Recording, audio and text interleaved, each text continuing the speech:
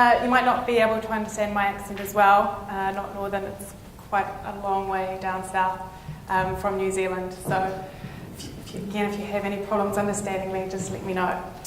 We've had some excellent presentations today, first with Marie explaining the CRC and the changes from the government response, and then some presentations looking at the practical ways that organisations can look at taking energy efficiency measures and improve their performance under the CRC. What I want to run through today is some of the key areas of the CRC that organisations that we have been looking with, both in the private and public sector, key issues that they have been dealing with and aspects that have been causing them some concern for compliance under the CRC. These are the topics that I was going to focus on today. First of all, liability. Why do organisations care about the CRC? Then just running through the structure that Marie followed this morning, and it is the basic structure that organisations will look at when they're looking at how they're going to be covered by the CRC. Firstly, who's the participant, looking at where you're responsible for supply, how your properties are going to be covered, how any exclusions will apply to you, and then ongoing, what commercial agreements you have in place and any transactional issues that may arise, and projects. So first of all, liability. We've heard this morning that it is a mandatory scheme, and there are some pretty hefty civil penalties. For example, failure to register, the maximum penalty that you're looking at there is £45,000. Obviously for large organisations that's going to be a smaller effect, but for smaller organisations that's going to be quite significant. There are criminal offences under the scheme. Directors of organisations need to sign off on the information that you're submitting for the CRC and can be liable with criminal penalties. The cost of the scheme to participants is one of the key things that people within organisations are asked by their board members. And that includes not only the registration costs, which is about £2,000 in the first year and about £1,000 in ongoing costs. You've got your cost of allowances. Some of the organisations that I'm working with, they're looking at about £6 million that they need to budget for up front. And then your ongoing internal administrative costs and compliance costs. The issue here is that when the board asks you, how much is the CRC going to cost me? The question the answer at the moment is, well, I don't really know, because you've got revenue recycling that comes back, and although you're outlaying the cost of allowances, the question of what you're going to get back at the end of it is up in the air. So at this stage, when we haven't seen any performance league table and perhaps how your organisation is going to look compared to other organisations, it's very hard to get to grips with what the actual cost will be for your organisation. So to help determine exactly to help get to grips with exactly how the CRC will affect your organisation to the extent that you can, the first question that you need to look at is determining the CRC participant. As you can see, both private and public organisations will be looking at a number of factors. We've heard about some of these in Marie's presentation already this morning. Looking at the Companies Act definitions of parent and undertaking. Those are really wide-reaching, so that organisations need to look at whether different parts of their structure qualify as an undertaking under these definitions. An undertaking will include majority ownership, so where there's any joint ventures, that's automatically included as a subsidiary or as an undertaking, as a group member, where you've got a majority ownership in that JV. So as well as looking at whether you've got subsidiaries and JVs to cover under these definitions of undertaking, you also need to look at the definition of franchises under the order and whether your organisation has any kind of relationships that would meet that definition. Public organisations have a number of factors to look at as well. As Marie told us this morning, public authorities under the Freedom of Information Act are going to be covered under the CRC. All central government departments are covered. There's also this ability for the central government to require local authorities and other public bodies to participate in the CRC whether or not they meet the thresholds. Non-departmental public bodies need to look at who owns them. If they're owned by a central government body, they are automatically part of that body in the CRC. If they're not, then they participate by themselves. Local authorities need to look at how schools within their area are covered. So as you can see, there are a number of factors to start considering just on this first stage of determining the CRC participant. Once you're getting comfortable with these ideas, you need to start looking at a couple of points which are quite key strategic decisions about how your organisation may be affected by the CRC. A lot of people think that nominating the primary member is just something for organisations where you have an overseas parent company. Under the wording of the draft order as it is at the moment, all organisations have the ability to nominate the primary member, and this is the person who takes on all the obligations of the CRC. So you need to be considering for your business and your operations who is best placed to take this primary member role. This is going to be the person appearing in the league table, and also with your SGUs who will be, significant group undertakings who will be appearing in the league table as well. For some organisations, you'll need to be considering your other commercial arrangements and whether or not you can nominate the correct primary member to be able to pass on costs as may be appropriate within your organisational structure. One of the key strategic decisions will be whether to disaggregate significant group undertakings. This will be, you need to look at how your organisation may function as a group or how it may function when you disaggregate. So trying to understand participation and how you might perform in the performance league table. This will be key not only for your financial reporting, but for organisations that may have SGUs that operate within different sectors. For example, we work within a client that has both water and waste organisations. And for their water arm of the business, it may be more important for them to perform well in the performance league table as compared to their waste sector business. So this option that you have for disaggregation is quite a key strategic decision for organisations' performance. Relevant decisions are a similar type of concept, but applying to the public sector, and these can apply regardless of whether or not the body itself meets the 6,000 megawatt hour threshold. So this may apply to distinct parts of public bodies that would otherwise not think that they were up for any type of liabilities under the CRC. After you've looked at who the CRC participant is, the next key aspect will be, are you responsible for supply? Previously, we had the overarching concept of counterparty to the energy supply contract. Now, the government response has slightly modified that approach, and we've seen that there will be a new updated definition of supply. There will be what is called a direct supply, which will be your usual concept of counterparty to the energy supply contract. And what this will be key for is structuring agreements going forward on any projects where you need to be considering, do I want this to be a supply agreement for the purposes of the CRC? For example, and as I'll go into a little bit more detail in one of the later slides, if you're doing any projects to generate electricity and you're wanting to gain credit under the CRC for the generation of that electricity, you need to be ensuring that the agreements that you're putting in place will fit this definition of supply and be appropriately recognised under the CRC. Indirect supply is something that the definition of supply has been expanded to cover.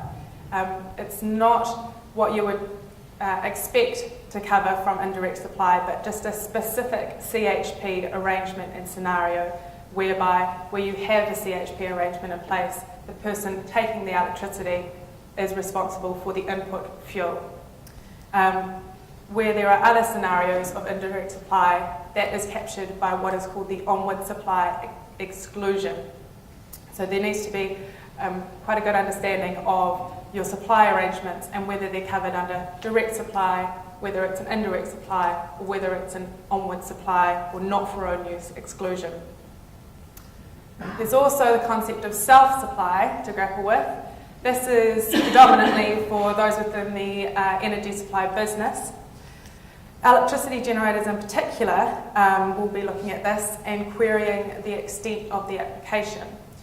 Self-supply, when it is for the purposes of supply, generation, distribution and transmission is excluded from the CRC and is therefore not a supply under the CRC. There's currently very little guidance on the extent of the application of that exclusion.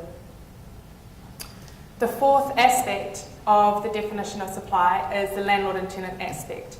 And this is the issue that we see where if a landlord has the direct supply relationship for a building that they have tenants in, they take on the emissions responsibility under the CRC for that energy supply.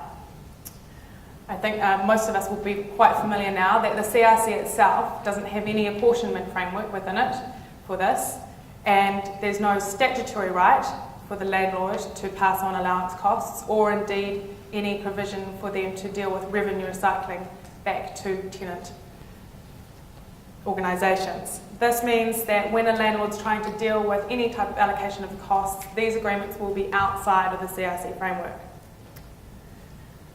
There's four key options that a landlord may be looking to deal with these costs. The first option may be administratively the simplest.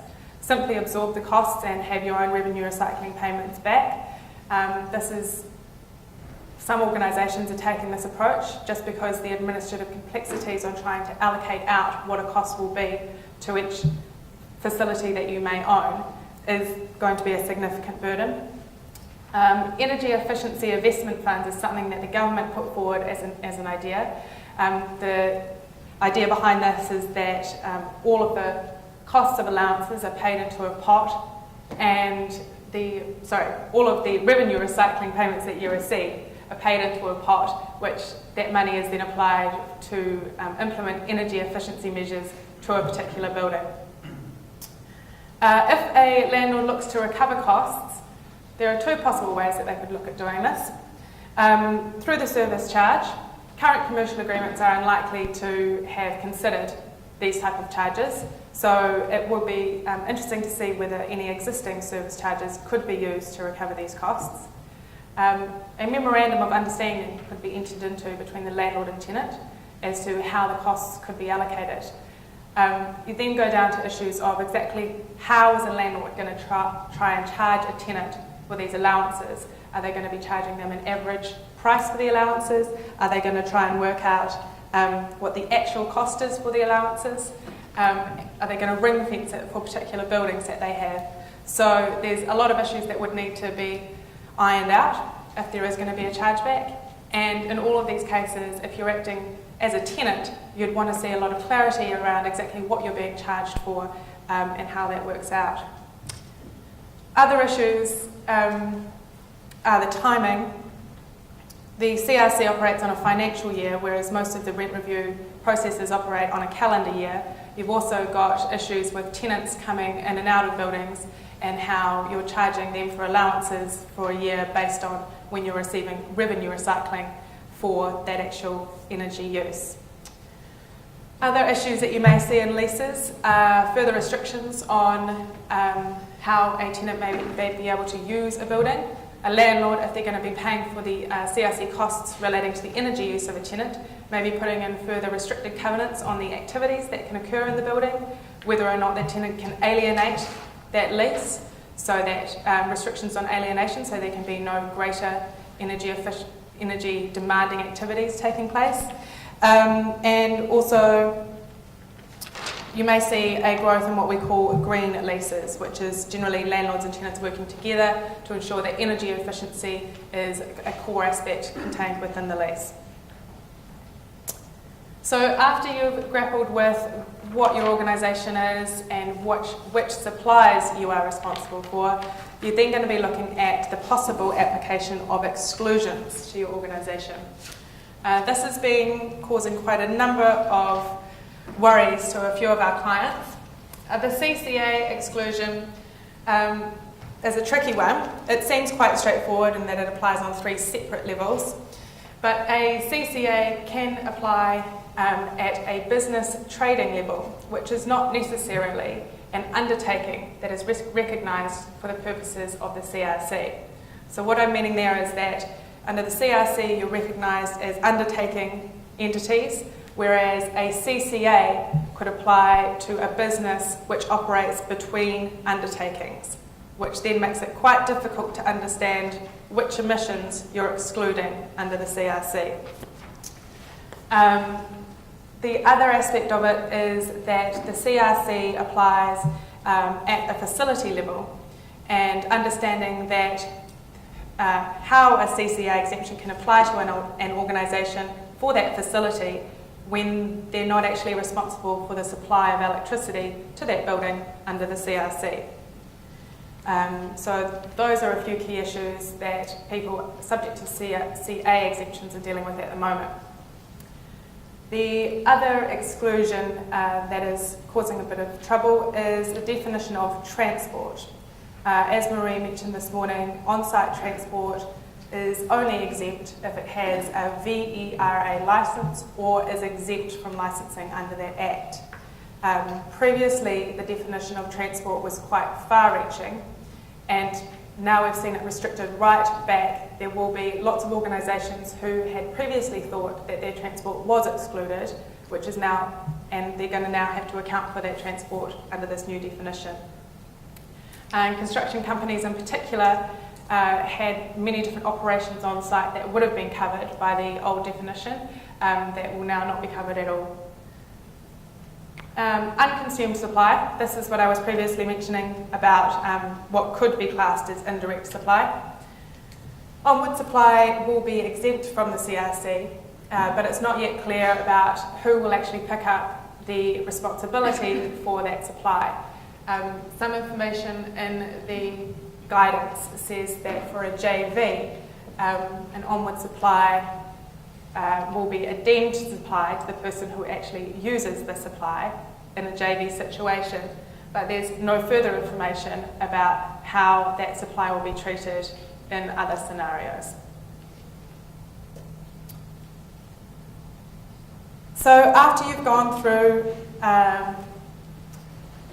the definition of the CRC participant, your supply agreements, your exclusions, you start to look at transactions.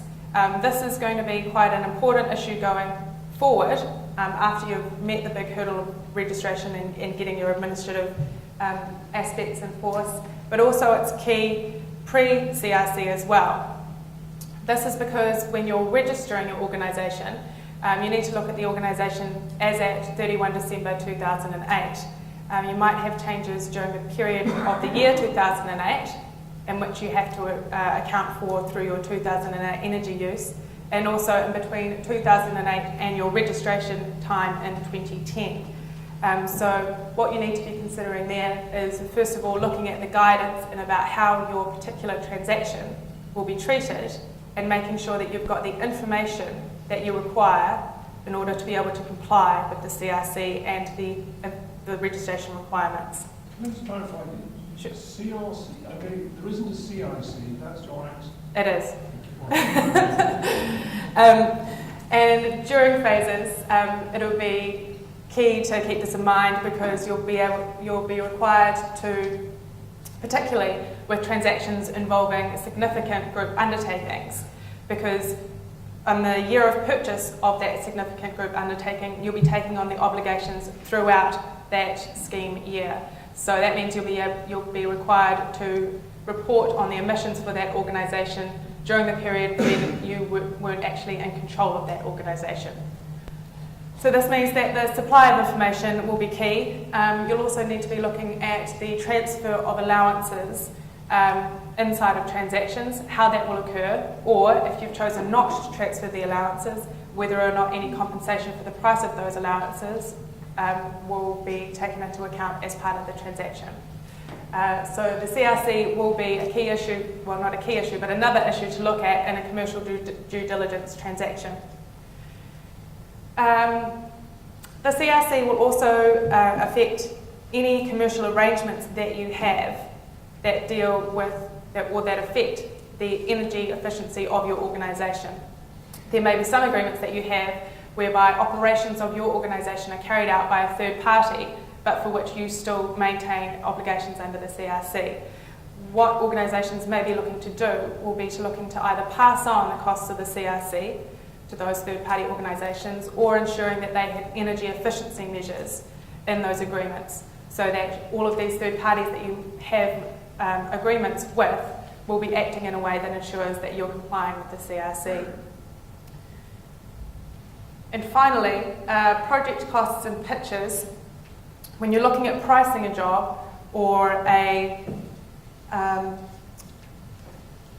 project such as a PFI project, you need to consider the contractual structures that will be in place once the project is up and running and throughout the construction of the process, to be able to understand who will have responsibility for supply throughout the project and how you allocate CRC costs or incorporate the costs in the price of the project.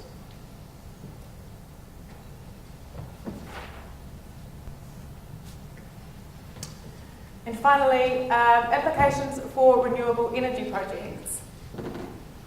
You need to consider, this is perhaps one of the last aspects of an organisation looking at the ways that they can reduce their energy consumption, would be starting to look at what renewable energy projects we can implement.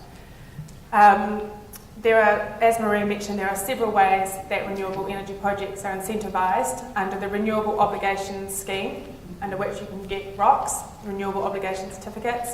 There's also going to be a new scheme related to that called feed-in tariffs, which is fit up there. They're going to start in April 2010. You can also possibly get benefit for renewable energy under the CRC. The important thing to understand here is that you can't get all of these together. It's only one that you can claim and not all. There's no double counting under the CRC. So what you need to understand is that ROCs would be generally most economically sensible for large energy projects.